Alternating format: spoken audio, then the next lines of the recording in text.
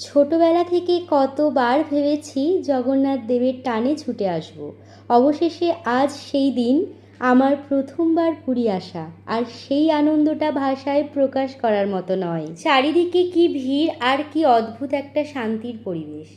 পুরীর এই অলিগলি যেন প্রতিটি ধাপে নতুন কিছু গল্প বলছে। ছোট ছোট হস্তশিল্প আর জগন্নাথ দেবের কত রকমের প্রতিকৃতি। আর পুরী আসবো অথচ খাজা খাবো না, তা কি হয়? গরম গরম খাজা ভাজা হচ্ছে, এর যে কি মিষ্টি গন্ধ! আহা, মন চাইছে সব নিয়ে ঘরে যাই। এই যে দেখুন, সাদা মন্দিরের চূড়ায় নীল চক্র আর উঠতে থাকা ধ্বজা। এই মন্দিরটার দিকে অপলক চেয়ে থাকা যায়। মানুষের এত ভিড়, কিন্তু মনের ভেতর কি শান্ত একটা অনুভূতি, যা ভাষায় প্রকাশ করা কঠিন। রাত হলেই মন্দির যেন আরও মায়াবী হয়ে উঠল। আকাশের অন্ধকার ভেদ করে মন্দিরের আলো যখন আমাদের মনের কোণে পৌঁছলো, তখন শুধু একটাই শব্দ মুখ দিয়ে বের হয়, জয় জগন্নাথ।